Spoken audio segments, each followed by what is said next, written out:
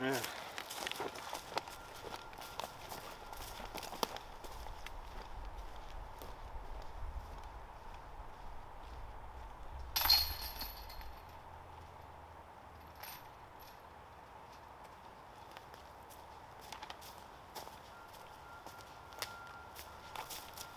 First birdie.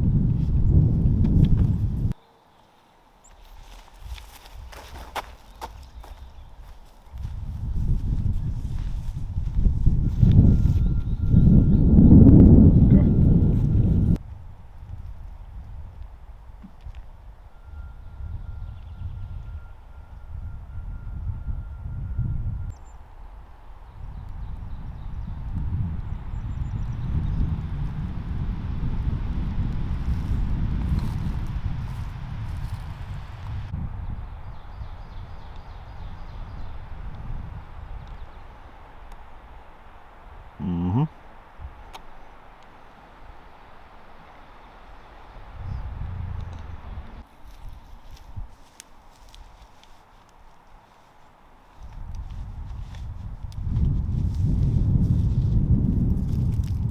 Oh, it's cold.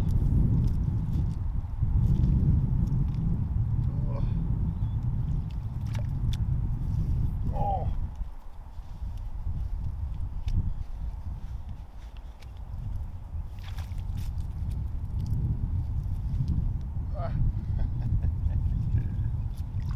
Oh, I see someone else's disc. Oh.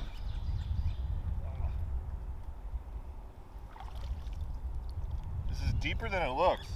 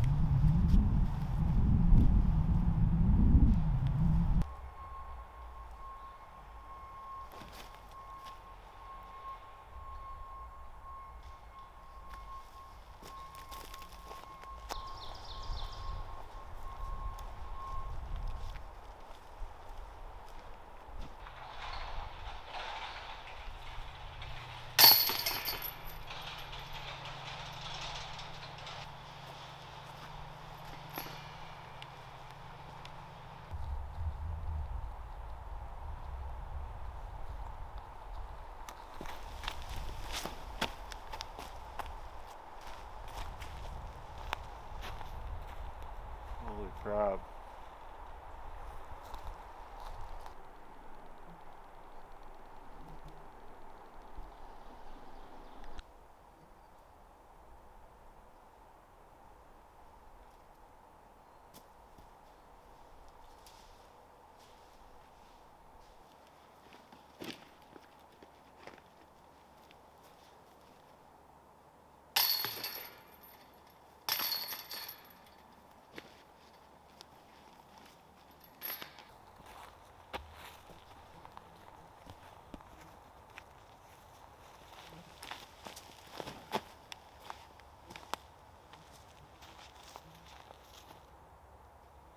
Pretty good.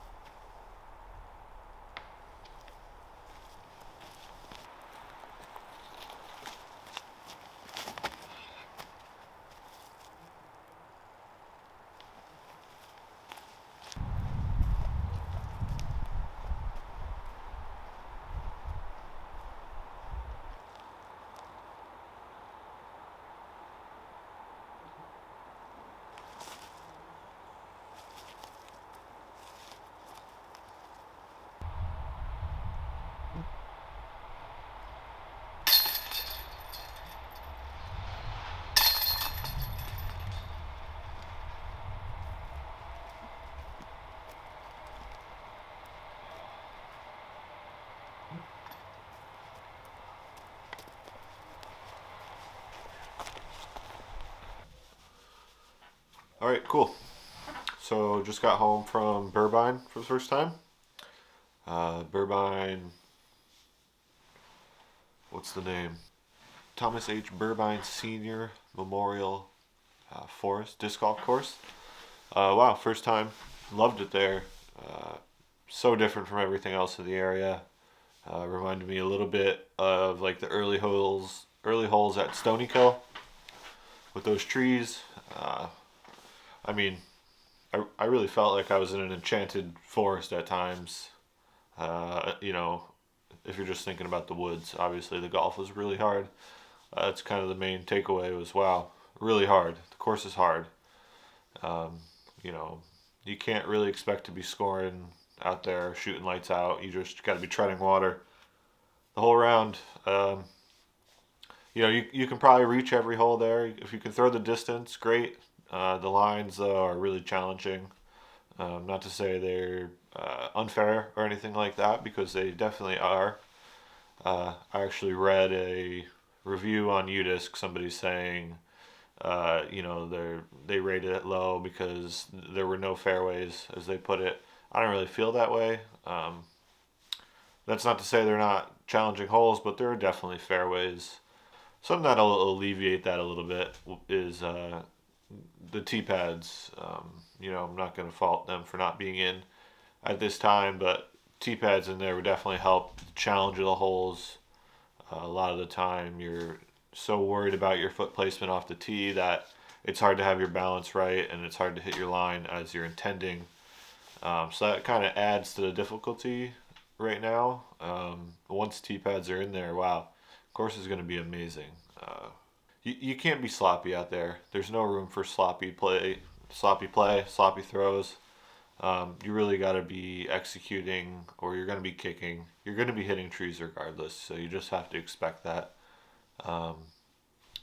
But you play through the front nine, and that's all a similar style of golf. There's some really technical stuff there. There's some longer holes where you get to actually put some stank on the disc and try and work a straight fade or something bending slightly to the right or slightly to the left. And I think it was hole 3 where that's kind of the first one where you get to really throw one and like a slight turn over the whole way. And wow, that was a really cool hole to walk up to. It's really one you want to get on and get one up there. But even still, any little bit off and you're going to be kicking somewhere. Um, and yeah, so as you play through the front nine, you come to hole 10. Um, you walk up that little bit of the entry road there, uh, and you come to that opening, the clearing. There's the lake. You see the basket over across the pond, and it's on the boat. There's that dock off on the left, and you think, oh, great. You get to open up uh, and throw one. But up until that point, you've been so worried about hitting narrow gaps that all of a sudden you can. How are you going to get to the other side of the pond? You can choose however you want. The wind's blowing. I put my rat in the water off to the left there. Got a nice gust of wind. Held it up. Maybe it wouldn't have made it anyway. Who knows? But had to go in for that. Got wet. So threw another one off the tee. Threw a rock from there and made that. That was cool. Made it across at least, I should say. Getting to the course, you park out by the road and you walk in by the sign. There's a gate there. You walk in. There's arrows that point you the direction. You have to walk up that access road. Um, and it's not a far walk at all. And then you start to see some activity. I really like how Burbine has taken to that blue color. You see that everywhere. The baskets, the signage, the lost and found bin. They're all that nice deep blue color. That's really cool. So you get to that first little area. There's a practice basket. There's some advertising for one of the local restaurants. And it kind of shows you off towards hole one there. And that's really nice. A cool little hangout spot. When I was walking out, I saw a bunch of guys in that area, and we got to chat for a little bit. So it's just a really cool little hub for the beginning of the course. So yeah, just kind of wrapping up my thoughts. I absolutely loved it there. So yeah, Mark and Matt, hey, you guys did awesome. I can't believe what you guys have gotten in there. All the volunteer work, also obviously. I can't believe what this course is. You know, people might say once it gets beaten in, but really it's already in an awesome spot. Kind of going back to just being in the forest. It was so cool just being on that nice soft loamy forest floor, the ground. It smelled amazing out there. So many little things just felt like you're really out in a cool piece of the woods in a interesting little part of the state. I would never be there otherwise. I was standing there at hole 10 and I couldn't help but think like, man, it's one of those situations where disc golf brings you to somewhere where you just would never go otherwise, and that's really cool. So yeah, thanks everyone who's gotten that course to where it is and what it is now. I think it's only going to get better, as most courses do. Looking forward to seeing what comes of it. Yeah, loved my time out there. If you watched this far, thank you for watching, and yeah, we'll see you next time.